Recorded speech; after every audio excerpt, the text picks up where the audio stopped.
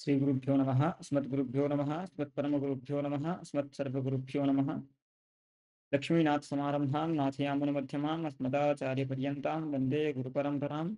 यो नित्यमच्युतपदां भुजयुग्मरुक्मव्यामोहतस्तदितराणि तृणाय मेने अस्मद्गुरोर्भगवतोऽस्य दयैकसिन्धोः रामानुजस्य चरणौ शरणं प्रपद्ये। साण्डिल्याः वयवं सवारिथिभिः शैकोसले साचकं विश्वक्सेनयतीन्द्रदेशिकपदत्वन्द्वारविन्दाश्रितं वाचार्येषु यतौ जगद्गुरुवरे श्रीरामनारायणे नित्यं शक्तिमतिं जगद्गुरुवरं श्रीवासुदेवं भजे। येनाक्षरसमाम्नाय अधिगम्य महेश्वरात् कृत्स्नं व्याकरणं प्रोक्तं तस्मै पाणिनये नमः। वाक्यकारं वररुचिं भाष्यकारं पतञ्जलिं पाणिनिं सूत्रकारं च प्रणतोऽस्मि मुनित्रयम्। मुनित्रयं नमस्कृत्य तदुक्तिः परिभाव्य च वैयाकरणसिद्धान्तकौमुदीयं विरच्यते। नमस्सर्वेभ्यः। संप्रति हम लोग वैयाकरण सिद्धांत कौमुदी के अध्ययन क्रम में पुनः उपस्थित हैं। हम सामान्य रूप से वैयाकरण सिद्धांत कौमुदी में जो मंगलाचरण है उसका अर्थ देख लिए थे। उसके प्रतिपदार्थ को देखते हुए मुनित्रयं नमस्कृत्य तदुक्तिः परिभाव्य वैयाकरण सिद्धांत कौमुदीयं विरच्यते, इसमें तदुक्तिः परिभाव्य इस अंश को देखना बचा था कि वैयाकरण सिद्धांत कौमुदीयं विरच्यते इत्यादि विषय को देख लिया था पूर्व के व्याख्यानों में। संप्रति हम बाल मनोरमा को क्रमशः देख रहे थे। इस मंगल पद्य में उनका बाल मनोरमाकार का क्या मत है उसको देखते हुए भी हम कुछ अंश देख लिए थे। जो अवशिष्ट भाग है उसको देख के उसके बाद फिर आगे माहेश्वर सूत्रों पर चलेंगे, उसके बाद ग्रंथ में प्रवेश करेंगे। तो हम बाल मनोरमा को देखते हुए यहाँ तक देख लिए थे कि हाँ ये हो गया था। पदार्थ निर्मित न तो तदैक देशन इत्यादि विषय हो गया था। नमस्कृति में नमः पूर्वक धात्वर्थ भी स्पष्ट हो गया था। नमः पूर्वक धात्वर्थ जो था सोत्कर्ष स्वरूप बोध, ये फलात्मक फल सोत्कर्ष स्वरूप जो बोध था वह बोध मुनित्रय में होने के कारण फलाश्रयत्व मुनित्रय की कर्म संज्ञा इत्यादि विषय को हमने देख लिया था सामान्य रूप से। आगे हम विचार करें चलेंगे तदुक्ति परिभाव्य इस पंक्ति पर थोड़ा सा प्रकाश देते हुए ग्रंथ में प्रवेश करेंगे। ये तदुक्ति परिभाव्य इसके प्रारंभ में अवतरण दे रहे हैं। इस मंगल पद्य में तदुक्ति परिभाव्य इस पंक्ति के लिए एक अवतरण लिख रहे हैं। ननु प्राचीनेषु प्रक्रिया कौमुद्यादि ग्रंथेषु वैयाकरण सिद्धांतानां संग्रहात् तैरेव ग्रंथैः चरितार्थत्वात् किमनेन ग्रंथेन इत्यत आह तदुक्ति परिभाव्य इति। अर्थात मुनित्रयं नमस्कृत्य तदुक्ति परिभाव्य इस मंगल पद्य में मुनित्रयं नमस्कृत्य, ये तो ठीक समझ में आता है, आप नमस्कार कर रहे हैं अपने ग्रंथ को। हमारा ग्रंथ प्रामाणिक है, उसमें प्रामाण्य बुद्धि हो लोगों की, इसके लिए आप मुनित्रय को नमस्कार कर रहे हैं, ये ठीक है। लेकिन तदुक्ति परिभाव्य इस पाद की क्या अपेक्षा है, तो उसके लिए इन्होंने अवतरण दिया। ननु प्राचीनेषु प्रक्रिया कौमुद्यादि ग्रंथेषु वैयाकरण सिद्धांतानां संग्रहात् तैरेव ग्रन्थैश्चरितार्थत्वात् किमनेन ग्रन्थेन इत्यतः आह तदुक्तिः इति। इदानीं किं विचारणीयम् अस्माभिः? ग्रन्थस्य प्रयोजनं किमुक्तं? वैयाकरण सिद्धांत कौमुदीयं विरच्यते। व्याकरणम् अधीयते विदन्ति वा वैयाकरणाः, तेषां सिद्धान्ताः वैयाकरण सिद्धान्ताः।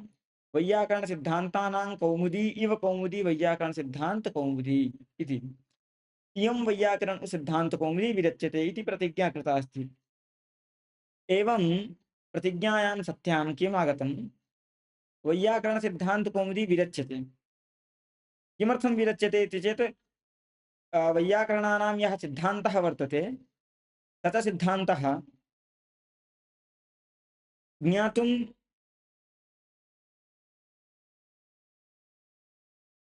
बालानां छात्राणां तत्त्वजिज्ञासूनां यः क्लेशः आसीत् सः क्लेशः यथा न स्यात्, सुलभतया सिद्धान्तानां वैयाकरणसिद्धान्तानां व्याकरणशास्त्रेषु प्रतिपाद्यानां सिद्धान्तानाम् अवगमनं यथा स्यात् तदर्थं वैयाकरणसिद्धान्तकौमुदी विरच्यते इति एवं व्याख्यातमासीत्। परन्तु किं बहुना अनेन ग्रन्थेन वैयाकरणसिद्धान्तास्तावत् नाम प्राचीनैः अपि वर्णिताः, काशिकादिग्रन्थेषु अपि वैयाकरणसिद्धान्ताः वर्णिताः। स्फोरिताः तत्तत् सिद्धान्ताः तत्तद् ग्रन्थेषु। तर्हि प्राचीनाचार्यैः यदि यः सिद्धान्तः प्रतिपादितः काशिकादिषु ग्रन्थेषु, स एव सिद्धान्तः भवद्भिरपि दीक्षितैरपि यदि प्रतिपाद्यते, तर्हि किम् अनेन ग्रन्थेन? यदि पूर्वस्मिन् ग्रन्थे नाम काशिकादिषु ग्रन्थेषु यः सिद्धान्तः प्रतिपादितः, स एव सिद्धान्तः यदि ग्रन्थेऽस्मिन् वर्तते, तर्हि किम् अनेन ग्रन्थेन छात्राः तान् सिद्धान् ततः एव ज्ञातुं प्रभवन्ति। यदि ततः एव वैयाकरणसिद्धान्ताः ज्ञातुं शक्याः, तर्हि अस्मिन् ग्रन्थे छात्राणां प्रवृत्तिर्न स्यात्। अतः अयं च ग्रन्थः पूर्वाचार्यैः विरचितेषु ग्रन्थेषु यदि अ, प्रतिपादितस्य सिद्धान्तस्य एव वर्णनं करोति, तर्हि अस्य ग्रन्थस्य नास्ति काचित् अपेक्षा। तदर्थं तदुक्तिः परिभाव्यता इति व्याख्यानं दत्तं। नाम इदं अ, उपोद्घातत्वेन अथवा इदं मङ्गलपद्ये एव निवेशितं। तदुक्तिः परिभाव्यता इति। इदानीं विचार्यते तदुक्तिः परिभाव्यता इति। तस्य उक् इत्युक्ते मुनित्रयस्य तस्य उक्तयः तदुक्तयः तदेव अग्रे एतैरपि लिख्यते। तस्य उक्तयः अथवा तेषाम् उक्तयः तदुक्तयः प्रथमान्ततया एव समासः क्रियते चेत् तस्य उक्तयः तदुक्तयः, तस्य नाम मुनित्रयस्य उक्तयः तदुक्तयः ताः तदुक्तीः द्वितीया बहुवचनान्तं तदुक्तीः परिभाव्य तदेव एतैर्लिखितं बालमन्दलमाकारैः। ननु प्राचीनेषु प्रक्रियाकौमुद्यादिग्रन्थेषु काशिकादिग्रन्थेषु सत्सु वैयाकरणसिद्धान्तानां सङ्ग्रहात् नाम प्राचीनग्रन्थेषु एव वैयाकरणसिद्धान्ताः सङ्गृहीताः यदि, तर्हि तैः ग्रन्थैः नाम तैरेव ग्रन्थैरेव चरितार्थत्वात् किमनेन ग्रन्थेन अयं च ग्रन्थः तैरैव ग्रन्थैः चरितार्थः गतार्थः नाम अस्य ग्रन्थस्य प्रतिपाद्यः विषयः तैरेव ग्रन्थैः पूर्वाचार्य विरचितैः ग्रन्थैः चरितार्थः गतार्थः। अत्र यः सिद्धान्तः शतसिद्धान्तः पूर्वाचार्यैः विरचितेषु ग्रन्थेष्वपि वर्तते, तर्हि तैः ग्रन्थैः यदि अस्य चरितार्थता, तर्हि अनेन ग्रन्थेन किम् इति प्रश्ने सति आहा उक्तवान् आह तु आहुः इति। आहा दीक्षितः आहा किं तदुक्तिः परिभाव्यच इति। तदुक्तिः इत्युक्ते तस्य मुनित्रयस्य उक्तयः तदुक्तयः। जो मुनित्रय की उक्ति है उसे तदुक्ति कहेंगे। यहाँ मुनित्रय की जो उक्ति है उसे तदुक्ति कहेंगे। मुनित्रय की उक्ति क्या, तो सूत्र वार्तिक भाष्यात्मक ग्रंथ रूप वाक्यावलयः तस्य मुनित्रयस्य उक्तयः तदुक्तयः। तदुक्तयः इत्युक्ते सूत्रवार्तिक भाष्यात्मक ग्रंथ रूप वाक्यावलयः। ये ऐसा व्याख्यान क्यों कर रहे हो, तदुक्ति में उक्ति पद को ऐसा व्याख्यान क्यों किया जा रहा है? इसलिए यहाँ पे यह कहना चाहिए कि पाणिनि जी, कात्यायन जी और पतंजलि जी जो मुनित्रय हैं, ये तीनों समकालिक तो नहीं थे। यदि समकालिक नहीं थे तो उक्तियां मुनि पाणिनि जी की उक्तियां कात्यायन की और पतंजलि जी की कैसी हो सकती हैं, अथवा कात्यायन जी की उक्तियां पाणिनि जी की और पतंजलि जी की कैसे हो सकती हैं? यदि नहीं हो सकती हैं तो मुनित्रय की उक्ति मतलब मुनित्रय को हम समझ चुके हैं पहले ही। मुनिनिष्ठ तृत्व संख्या विशिष्ट अवयव घटित समुदाय नाम त्रिमुनि घटित समुदाय, तो तीनों मुनियों का जो समुदाय है उसकी उक्तियां कैसे हो सकती हैं? तस्य मुनित्रयस्य उक्तयः तदुक्तयः। तो मुनित्रय की उक्ति कैसे हो सकती है? एक उक्ति जो पाणिनि जी की होगी वो दूसरी उक्ति कात्यायन और पतंजलि जी की कैसे हो सकती है? पतंजलि जी की जो उक्ति है पाणिनि जी की उक्ति कैसे हो सकती है? तो कहे यहाँ उक्ति का मतलब साक्षात कथन ऐसा अर्थ न विवक्षित हो के सूत्र वार्तिक भाष्यात्मक ग्रंथ रूप वाक्यावली विवक्षित है। तदुक्ति ही इत्युक्ते तेषाम् उक्तयः तस्य उक्तयः तदुक्तयः। यहाँ उक्ति पद से क्या लेंगे, तो सूत्र पाणिनीय सूत्र, वार्तिक इत्युक्ते वार्तिक, उसके बाद भाष्य। जो सूत्र वार्तिक भाष्य इत्यादि का लक्षण आगे विचार के विषय में आएगा। सूत्रवार्तिक भाष्य रूप जो ग्रंथ हैं, इन ग्रंथों की जो वाक्यावली है, ग्रंथ रूप जो वाक्यावली है वही उक्ति है। अर्थात सूत्र भाष्य और सूत्रवार्तिक भाष्य रूप जो ग्रंथ है, उस ग्रंथों की वाक्यावली ही तदुक्ति है। ठीक। तो ताः परिभाव्य नाम तो तस्य मुनित्रयस्य उक्तयः तदुक्तयः ताः तदुक्तिः परिभाव्य। परिभाव्य नाम सम्यक् आलोच्य मुनित्रयं नमस्कृत्य तदुक्तिः मुनित्रयस्य उक्तिः परिभाव्य च नाम सम्यक् आलोच्य च इयं वैयाकरण सिद्धांत कौमुदी विरच्यते। ये कहने का तात्पर्य है। यहाँ कुछ कुछ विषय प्रारंभ होता है। परिभाव्य शब्द का अर्थ विचार्य ऐसा किया है, वहां पूर्व पक्षी को कुछ संशय है। क्या संशय है भाई? तो अनादर परिभव परिभाव तिरस्क्रिया ऐसा कोश है। अनादर परिभव परिभाव तिरस्क्रिया अर्थात परिभव अथवा परिभाव शब्द जो है वो तिरस्कार रूप अर्थ में है। जब भाव शब्द, परिभव शब्द, अनादर शब्द ये सब तिरस्कार रूप अर्थ में है, तो यहाँ परिभाव्य का अर्थ तिरस्कृत्य ऐसा होना चाहिए, आलोच्य विचार्य ऐसा अर्थ कैसे हो जा रहा है, ये शंका है। नाम परिभव अथवा परिभाव ये तिरस्कार रूप में अर्थ में है, तो परिभाव्य का अर्थ तिरस्कृत्य होना चाहिए। तो तिरस्कृत्य ना होके विचार ऐसा अर्थ कैसे? इसी बात को क्रमशः ग्रंथ में देखेंगे, वही ये लिख रहे हैं। ताह क्या, हाँ ऊपर चला गया। तस्य मुनित्रस्य उक्तयः तदुक्तयः सूत्रवार्तिक भाष्यात्मको ग्रंथरूप वाक्यावलयः ताः परिभाव्य च सम्यक् आलोच्य च भूधातोः स्वार्थिक निजन्ताद् रूपं परिभाव्य इति।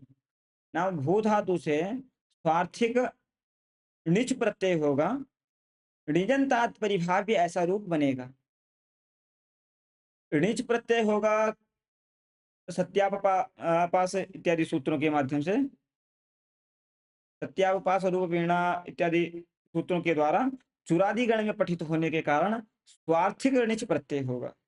क्योंकि चुरादी गण में जो णिच प्रत्यय होता है, चौरादिक जो णिच प्रत्यय होते हैं वो स्वार्थिक होते हैं।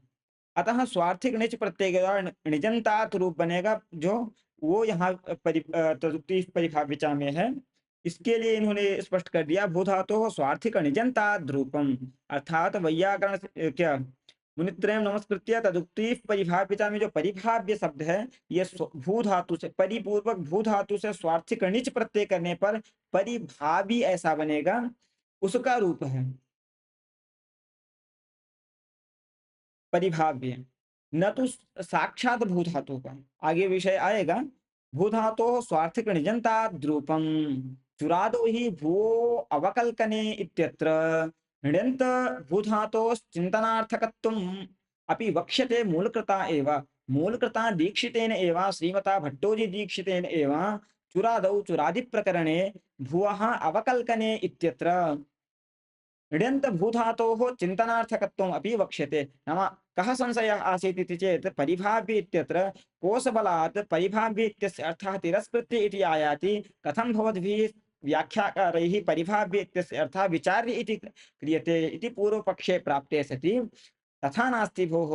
परिभाव्य इत्यस्य अर्थः तिरस्कृत्य इति कोशे यः अर्थः उक्तः स एव अर्थः इति न, अपि तु परिभाव्य इत्यस्य अर्थः विचार्य इत्यर्थः अपि भवितुम् अर्हति। तत्र किं प्रमाणम् इति चेत् स्वयं मूलकृता दीक्षितेन भुवो अवकल्कने इत्यत्र चुरादौ चुरादि प्रकरणे भुवो अवकल्कने इत्यत्र ण्यन्त भूधातोः नाम णिजन्तात् ण्यन्त भूधातोः चिन्तनार्थकत्वमपि वक्ष्यते अग्रे। अर्थात चुरादि प्रकरण में जो ऋण्यंत भू धातु का चिंतनार्थकत्व स्वयं मूलकृता ही कहेंगे आगे चल के। अतः यहाँ परिभाव्य में ऋण्यंत भू धातु से परिभाव्य बना है, न परिपूर्वक ऋण्यंत भू धातु से परिभाव्य बना है। अतः इसका चिंतनार्थकत्व संभव है। चिंतनार्थक तो संभव है, तो परिभाव्य अर्थात विचार्य ऐसा अर्थ आ जाएगा। तब जो ऐसा अर्थ आ जाएगा तो कोश विरोध है, क्योंकि कोश तो परिभव शब्द का अनादर अर्थ में शक्ति बता रहा है। न च अनादरः परिभवः परिभावः तिरस्क्रिया इति कोश विरोध संख्यः। क्यों कोश विरोध तो है ही भाई। आप मूल कृता दीक्षितेन अग्रे वक्ष्यते यदि भूधातोः णिन्ताद् भूधातोः चिन्तनार्थकत्वमपि इति यदि मूल कृता उच्यते, तर्हि कोश विरोधः सोढभ्यः भवद्भिः इति चेत् नास्ति। कोशे तावत् यः भावः वा शब्दः उक्तः अनादरे अर्थे स च शब्दः अण्यन्तात् भूधातुः धातु विषय नाम अण्यन्तात् भूधातोः निष्पन्नः, प्रकृते परिभाविति तु ण्यन्तात् भूधातोः निष्पन्नः। अतः परिपूर्वक ण्यन्तात् भूधातोः परिभाव्य इति विचार्य इत्यर्थः, अण्यन्तात् भूधातोः तिरस्कृत्य इति अर्थः कोशानुसारेण इत्येवं व्याख्यानं यदि क्रियते तर्हि कोशविरोधः नास्ति। कोशः तावत् किम् अन्यन्तात् भूधातुविषये शक्तिग्रहं कारयति। परिभाव्य इत्यत्र तु ण्यन्त परिपूर्वक ण्यन्तभूधातुः वर्तते, तस्मात् नास्ति कश्चित् विरोधः उभयोः। नाम मूलकृता ण्यन्तात् भूधातोः यः अर्थः उक्तः, कोशे च यः अर्थः उक्तः, उभयोः अर्थयोः नास्ति परस्पर विरोधः इत्येवं विरोधः वार्यते अस्माभिः। अर्थात कोशकार अण्यंत भू धातु का तिरस्कृत अर्थ बता रहे हैं। हम लोग अण्यंत भू धातु से यहाँ क्या कहते हैं परिभावी बना रहे हैं। तो अण्यंत भू धातु से परिभावी बनाने पर उसका अर्थ कोश ने तिरस्कृत्य नहीं कहा, मतलब तिरस्कार अर्थ में उसकी शक्ति नहीं बताई है। अतः अण्यंत भू धातु से परिभाव्य का अर्थ सुविचार्य विचार्य ऐसा अर्थ किया जा सकता है, कोई आपत्ति नहीं है। उसी को ये लिख रहे हैं, न च अनादर परिभव परिभाव तिरस्क्रिया इति कोश विरोध संख्यः कोशस्य अण्यंत भूधातु विषयत्वात्। कोशः यः वर्तते सः अण्यंत भूधातु विषयः, प्रकृते तावत् अण्यंत भूधातुः वर्तते। अतः अण्यंत भूधातोः किं विचार्य इत्यर्थः, अण्यंत भूधातोः तिरस्कृत्य इत्यर्थः इत्येवम् उभयोः विषयभेदः वर्तते। विषयभेदस्य सत्त्वात् नास्ति परस्पर विरोधः।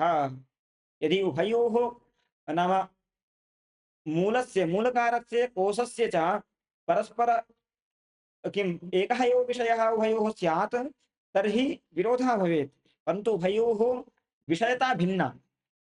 कोशस्तावत् अण्यन्त भूधातु विषये वर्तते, मूलकृता तावत् अण्यन्त भूधातु विषये उक्तम्।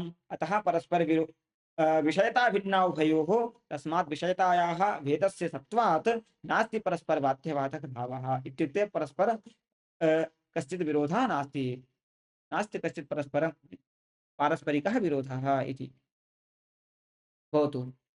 हाँ, तदेव उच्यते कोशस्य अण्यन्त भूधातु विषयत्वात्। कोशः अण्यन्त भूधातु विषयः, प्रकृते अण्यन्त भूधातुः वर्तते। परौ भुवो अवज्ञाने तु सूत्रे तिरस्कारार्थे वर्तमानात् अण्यन्तात् परिपूर्वक भूधातोः भावे घञ् परिभाव शब्दस्य व्युत्पत्त्यवगमात् इति। इत्युक्ते परौ भुवो वज्ञाने इति भगवता एकं सूत्रं सूत्रितं। परिपूर्वक भूधातोः अज्ञाने अर्थे क्षम्यताम् अवज्ञाने इत्युक्ते तिरस्कारार्थे अण्यन्तात् परिपूर्वक भूधातोः भावे घञ् प्रत्ययः विहितः। तथा सति परिभाव शब्दः व्युत्पन्नः। नाम परिपूर्वक भूधातु से अण्यंत भूधातु से परिपूर्वक अण्यंत भूधातु से, अण्यंत मतलब जहां निच ना हुआ हो, नी प्रत्यय जहां पे ना हो, जिस भूधातु के बाद नी ना आया हो उसे अण्यंत भूधातु कहेंगे। जिस भूधातु के बाद नी प्रत्यय है उसे अण्यंत भूधातु कहेंगे। जिस प्रत्यय के बाद नी नहीं है उसे अण्यंत भूधातु कहेंगे। तो परिपूर्वक अण्यंत भूधातु से तिरस्कार अर्थ में विद्यमान जो भूधातु है उससे घय प्रत्यय करके परिभाव ऐसा क्या कहते हैं शब्द व्युत्पन्न होता है। अब कोश में जो परिभावः शब्द पढ़ा गया है, वह परिभावः शब्द अन्यंत भू धातु से, परिपूर्वक भू धातु से अन्यंत जो भू धातु है उससे घई प्रत्यय करने पर बनेगा। अन्यंत भू धातु से घई करने पर परिभावः बनेगा। अतः कोश में जो तिरस्कार रूप अर्थ है वो अन्यंत भू धातु से ऐसा स्पष्ट ज्ञात हो जाता है, परो भूवो वज्ञाने, इस सूत्र के बल पर। ठीक है। एवंच तदुक्तिः इति तच्छब्दस्य बुद्धिस्थ परामर्शित्वात् प्राचां प्रक्रिया कौमुदी प्रसादादिकृताम् उक्तिः तिरस्कृत इति व्याख्यानं क्लिष्टत्वात् उपेक्षितम् इति। हाँ ये ठीक है। यहाँ निष्कर्ष क्या आया, तदुक्तिः परिभाव्य च में परिभाव्य शब्द तिरस्कार अर्थ में है अथवा विचार्य इस अर्थ में है। और तदुक्तिः तिरस्कृत्य अथवा तदुक्तिः विचार्य, ये क्या अर्थ करेंगे परिभाव्य का? तो कहे ण्यंत भू धातु से, परिपूर्वक ण्यंत भू धातु से जो परिभाव्य शब्द बनता है, यह परिभाव्य शब्द विचार्य इस अर्थ में है। क्यों, इसमें प्रमाण क्या है? तो स्वयं श्रीमान दीक्षित जी ण्यंत भू धातु का चिंतनार्थकत्व भी स्वीकार करते हैं। ठीक है, तो दीक्षित जी चिंतनार्थकत्व स्वीकार करते हैं, इसमें इससे क्या हो गया? कोश विरोध है। परिभाव्य का परिभाव शब्द जो है वो तिरस्कार रूप अर्थ में विद्यमान है। परिभाव शब्द यदि तिरस्कार अर्थ में विद्यमान है तो तब उस शब्द से निष्पन्न जो परिभाव्य शब्द है उसका तिरस्कृत्य अर्थ होना चाहिए। तो कहे कोश में जो परिभाव शब्द पढ़ा है वो अन्यंत नामक परिपूर्वक भू धातु से नीच नहीं हुआ है। अन्यंत परिपूर्वक अन्यंत भू धातु से परिभाव शब्द कोश में पठित है। अतः परिपूर्वक अन्यंत भू धातु से निष्पन्न जो परिभाव शब्द है उसका तिरस्कार अर्थ कोश में बोला गया है। हम परिपूर्वक अण्यंत भू धातु से परिभाव्य बना रहे हैं, तो अण्यंत भू धातु का तो तिरस्कार अर्थ कोश में नहीं कहा गया है ना।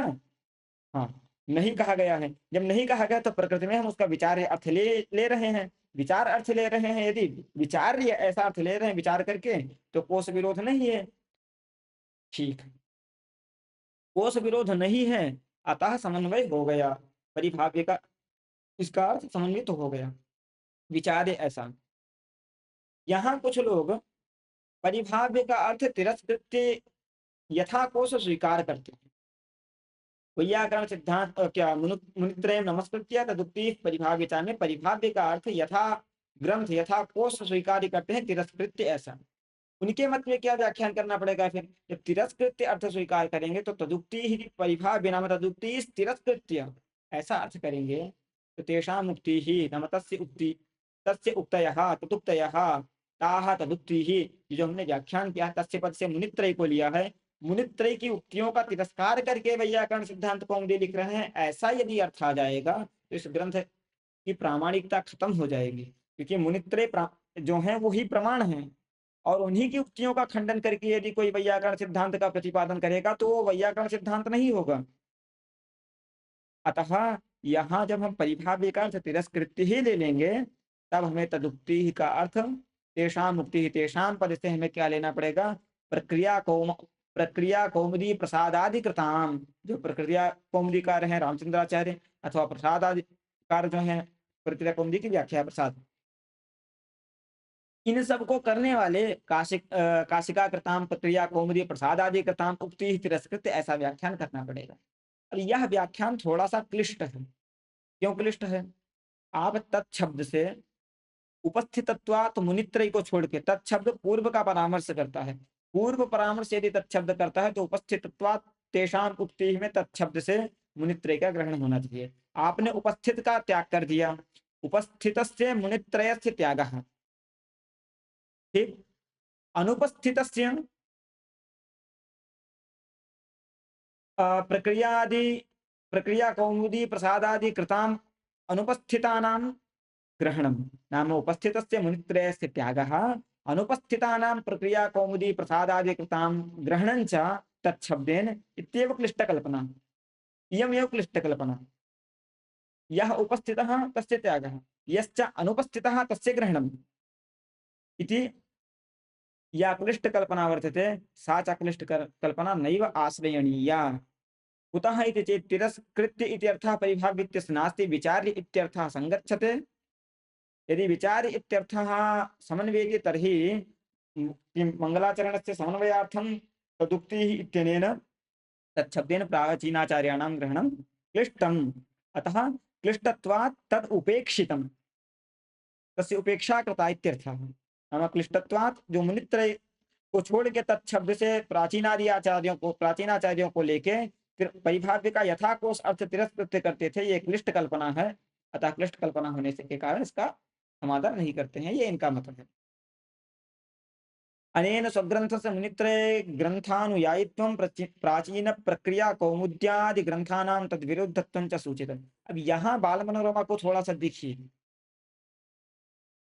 पूर्वापर ग्रंथ में विरोध कैसा है इनके। स्वयं एक पंक्ति के ऊपर अभी लिखे हैं, एवं तदुक्ति ही तत्शब्द से बुद्धिस्त परामर्शित्वात्। पूर्व परामर्श करेंगे तो मुनित्रय आएगा, तत्शब्द से बुद्धिस्त परामर्श करके प्राचाम प्रक्रिया कौमुदी प्रसादाधिकृताम मुक्ति तिरस्कृत इति व्याख्यानम क्लिष्टम। ठीक है, मान लिया आपने कह दिया भाई कि ऐसा व्याख्यान क्लिष्ट है, अतः क्लिष्टत्वात् एतद् व्याख्यानम उपेक्षितम त्यक्तम अस्माभिः भवतु। स्वयं क्या लिख रहे हैं आगे, प्राचीन प्रक्रिया कौमुद्यादि ग्रंथानां तद विरुद्धत्वं च सूचितम्। जब तत्शब्द से बुद्धिस्थ परामर्श नहीं कर रहे हैं, आप क्लिष्टत्वात् उपेक्षित कह रहे हैं, तो फिर प्राचीन प्रक्रिया कौमुद्यादि ग्रंथ से विरुद्ध है ऐसा कैसे ज्ञात होगा। मुनि ये जो वैयाकरण सिद्धांत कौमुदी है, प्राचीनाचार्यों के द्वारा रचित ग्रंथों से विरुद्ध है, कैसे पता चलेगा भाई। अतः तत्शब्द से बुद्धिस्थ परामर्श भी हो सकता है, और बुद्धिस्थ परामर्श होगा दोनों अर्थ विवक्षित है। तत्शब्द से मुनित्रय का पूर्वक उपस्थितत्वात् परामर्श करेंगे, पूर्वोच्चारितत्वात् यदि परामर्श करेंगे तो मुनित्रयम नाम मुनित्रयाणाम उक्ति, मुनित्रय उक्ति परिभाव्य, ऐसा विचार्य ऐसा अर्थ ले लेंगे। ऐसा अर्थ जब लेंगे तो मुनित्रय ग्रंथ अनुयायित्वम अस्य ग्रंथ से सिद्ध्यति। अयं ग्रंथः मुनित्रय ग्रंथानुयायी इति सिद्ध्यति। नाम तेषाम् उक्तिः विचार्य इत्यर्थः यदि स्वीक्रियते चेत् अयं वैयाकरण सिद्धांत कौमुदी इत्याख्यः ग्रंथः मुनित्रय ग्रंथानुयायी इति सिद्ध्यति। अनुयायित्वं कौमुद्याम् आयाति, ग्रंथे आयाति। यदि तत्शब्देन बुद्धिस्थ परामर्शित्वात् प्राचां ग्रहणं तर्हि प्राचामुक्तिः तिरस्कृत्य इत्यर्थः स्वीक्रियते चेत् तद्ग्रन्थ विरुद्धत्वम् अपि अस्य ग्रन्थस्य सिद्ध्यति। अतः नास्ति दोषः इति सूचितं। तच्च प्रौढ़मनोरमायां स्वयमेव मूलकृता प्रपंचितमेव। और ये जो प्राचीनादि आचार्यों के से विरुद्धता इस ग्रंथ की सिद्ध हो रही है, ये स्वयं प्रौढ़ मनोरमा में स्वयं दीक्षित जी ने प्रपंचित भी किया है। ये तो मंगल पद्य का सामान्य विवेचन हो गया है। अब हम लोग आगे बढ़ते हैं। प्रेक्षावतां मनुष्याणां प्रवृत्तिः ग्रंथस्य अनुबंधं विना अनुबंध चतुष्टयं विना न भवति। इत्युक्ते प्रेक्षावतां मनुष्याणां प्रवृत्तये अनुबंध चतुष्टयं ग्रंथे आवश्यकम्। अनुबंध के बिना मंगलाचरण प्रशस्त नहीं माना जाता है। विनानुबंधम मंगलम नैव प्रशस्यते। हाँ, तो अनुबंध चतुष्टय बताइए। संबंध, विषय, अधिकारी, प्रयोजन। तो वैयाकरण सिद्धांत कौमुदी इति अनवर्थ संज्ञया वैयाकरण सिद्धांताः प्रतिपाद्यत्वेन विषयाः अस्य ग्रन्थस्य नाम वैयाकरण सिद्धांत कौमुदी विरच्यते इत्यत्र मंगलपद्ये अनुबंध चतुष्टयं सूचितं ग्रंथकृता। कथं सूचितम् इति चेत् वैयाकरण सिद्धांत कौमुदी इति संज्ञा वर्तते ग्रन्थस्य। इयं च संज्ञा अनवर्थ संज्ञा, नाम व्युत्पत्त्या एव यः अर्थः आयाति सः अर्थः प्रकृते संगच्छते। पश्यतु, वैयाकरणानां सिद्धान्ताः वैयाकरण सिद्धान्ताः, वैयाकरण सिद्धान्तानां कौमुदी इव कौमुदी नाम प्रकाशिका चंद्रिका इति वैयाकरण सिद्धांत कौमुदी। इदानीं संज्ञया एव किम् आयाति, वैयाकरण सिद्धान्तानां कौमुदी इव कौमुदी, नाम वैयाकरण सिद्धान्तानां कौमुदी इव कौमुदी इत्युक्ते चंद्रिका प्रकाशिका, वैयाकरण सिद्धान्तानां प्रकाशिका इयम् इति आयाति। वैयाकरण सिद्धान्तानाम् इयं प्रकाशिका इति यदि आयाति तर्हि प्रकाश्याः भवन्ति वैयाकरण सिद्धान्ताः, ग्रन्थश्च वैयाकरण सिद्धान्त प्रकाशिका भवति। प्रकाशकः भवति ग्रन्थः, कौमुदी अस्ति इति कृत्वा प्रकाशिका। वैयाकरण सिद्धान्त प्रकाशकः अयं ग्रन्थः, प्रकाश्यास्तावत् सिद्धान्ताः। अतः वैयाकरणसिद्धान्ताः प्रकाश्याः नाम प्रतिपाद्यत्वेन विषयाः अनायासेन तद् अवगमः प्रयोजनम्। नाम अनायासेन अल्पप्रयासेन वैयाकरणसिद्धान्तानाम् अवगमनम् एव अस्य ग्रन्थस्य प्रयोजनम् इति विषयः उक्तः, प्रयोजनम् उक्तं।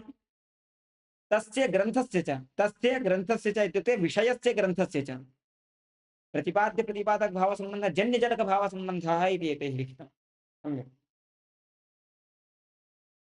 परन्तु जन्य जनक भाव संबंधः इत्यपेक्षया प्रतिपाद्य प्रतिपादक भाव संबंधः इत्येव उचितं प्रतिभाति। यतो वैयाकरण सिद्धान्ताः अनया कौमुद्या नैव जाताः। वैयाकरण सिद्धान्तास्तावत् आसन् एव, तेषां सिद्धान्तानां प्रकाशिका इयं कौमुदी। अतः प्रकाशिका इति चेत् तत्र जनकत्वारोपः इति वक्तुं शक्यते। नाम प्रकाशिकायां कौमुद्यां वैयाकरणसिद्धान्तकौमुदी या प्रकाशिका वर्तते तस्यां प्रकाशिकायाम् एव जनकत्वारोपः इति कथञ्चित् वक्तुं शक्यते। तो जन्यजनकभावसम्बन्धः अनेन ग्रन्थेन वैयाकरणसिद्धान्ताः नैव जायन्ते। ते तु भाष्यादिग्रन्थे आकरग्रन्थे आसन् एव, तेषां प्रकाशिका अल्पप्रयासेन तदवगमनं प्रयोजनं प्रतिपाद्य प्रतिपादक भाव संबंधः स्वीकर्तुं शक्यः। तर्हि अधिकारी कः इति चेत् वैयाकरण सिद्धान्त जिज्ञासुः अधिकारी, यः वैयाकरण सिद्धान्तं ज्ञातुम् इच्छति सः एव अस्य ग्रन्थस्य अधिकारी इति। नाम वैयाकरण सिद्धांत कौमुदी इत्यनर्थ संज्ञा वैयाकरण सिद्धान्तः प्रतिपाद्यत्वेन विषयाः अनायासेन तदवगमः प्रयोजनं तस्य नाम विषयस्य ग्रन्थस्य च प्रतिपाद्य प्रतिपादक भाव संबंधः इति। जन्यजनक भाव संबंधः कथंचित् लिखितः, नेयः कथंचित् वैयाकरण सिद्धांत जिज्ञासु अधिकारी इति एतावता बालमनोरमा सामान्यतया जाता। अत्र पुनः माहेश्वर सूत्रे प्रवेशः क्रियते। तत्र आदौ अवतरणं दीयते, अथ वैयाकरण सिद्धान्तान् निरूपयिष्यन् इति पदस्य प्रयोगः कृतः। तर्हि जन्यजनक भाव संबंधः इति कथं निरूपयति, उत्पादयति न, निरूपयति, परन्तु संगच्छते कथंचित्। अथ वैयाकरण सिद्धान्तान् निरूपयिष्यन् व्याकरणशास्त्रस्य मूलभूतानि 14 सूत्राणि पठति दीक्षितः आ इ उण् इत्यादिना। ये आ इ उण् इत्यादि क्रम से 14 माहेश्वर सूत्र पढ़ रहे हैं। ये जो 14 माहेश्वर सूत्र हैं ये अक्षर समामनाई है। समामनाय, आमनाय शब्द वेद अर्थ में प्रसिद्ध है। आमनाय है इत्युक्ते वेदः। ये 14 सूत्र जो हैं साक्षात आमनाय हैं। आमनाय मतलब वेद है। इनका वेदत्व तो कैसे सिद्ध होगा, तो उस विषय पे दास चर्चा करेगा। पहले सामान्य रूप से सूत्रों के विषय में प्रसिद्ध ही है। महेश्वरात् आगतानीति माहेश्वराणी, तथा आगतः सूत्र से अण प्रत्यय करके माहेश्वरम ऐसा बनेगा। महेश्वरात् आगतानी माहेश्वराणी, महेश्वरात् आगतानी एतानी, न तो महेश्वरेण कृतानी। इन 14 सूत्रों को महेश्वर ने नहीं किया है। ये 14 सूत्र महेश्वर से प्राप्त हुए हैं पाणिनि जी को। महेश्वरात् एतानि 14 सूत्राणि आगतानि प्राप्तानि न तो महेश्वरेण कृतानि इति अवश्यं ध्येयम्। प्रायः बहुधा एवं शंका भवति। नाम छात्राः पृष्ठे यदि पृच्छन्ते छात्राः, तर्हि झटिति एव अयं समाधानत्वेन उच्यते अयम् अंशः कः इति चेत्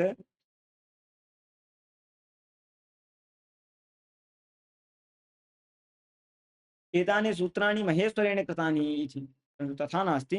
महेश्वरेण न कृतानि, अपि तु महेश्वरेण कृपया प्रदत्तानि इति वक्तुं शक्यते।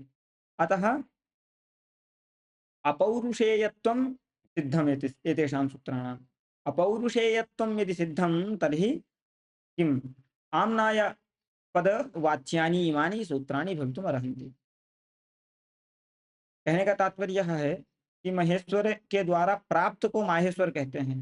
कि महेश्वर के द्वारा किए गए को माहेश्वर कह सकते हैं, यद्यपि व्युत्पत्ति हो सकती है, परंतु इन 14 सूत्रों के विषय में महेश्वर के द्वारा किए गए हैं ऐसा व्याख्यान नहीं करना है। महेश्वर के द्वारा प्राप्त हुए हैं कृपया अनुग्रहेण पाणिनि जी को। महेश्वर के अनुग्रह से, महेश्वर की कृपा से ये 14 सूत्र प्राप्त हुए हैं पाणिनि जी को, न तो महेश्वर ने किए हैं। रचना महेश्वर ने नहीं की है इन सूत्रों की, क्योंकि ये चतुर्दश सूत्र आमनाय हैं, वेद हैं। वेद अपौरुषेय होते हैं। यदि ये सूत्र महेश्वर के द्वारा किए गए हैं ऐसा व्याख्यान करेंगे तो आपत्ति क्या आएगी? इन 14 सूत्रों में पौरुषेयत्व तो आ जाएगा। यदि ये 14 सूत्र पौरुषेय हो जाएंगे, किसी पुरुष के द्वारा किए गए हैं, तो इनमें आमनायत तो ऐसा व्यवहार नहीं हो सकता। आमनाय वेद होता है, वेद अपौरुषेय है। अपौरुषेय होने के कारण वेद किसी के द्वारा रचे नहीं गए हैं। उसी प्रकार ये 14 सूत्र भी किसी के द्वारा नहीं रचे गए हैं, अनुग्रहेण पाणिनि जी को भगवान शंकर के, महेश्वर के द्वारा प्राप्त हुए हैं। ठीक, इतना बात हो गया। अब इस सूत्रों के विषय में एक नंदिकेश्वर कारिका है, वह अवश्य पढ़ना चाहिए। अद्वैत वेदांत की दृष्टि से इस सूत्रों का व्याख्यान बड़ा अद्भुत किया है।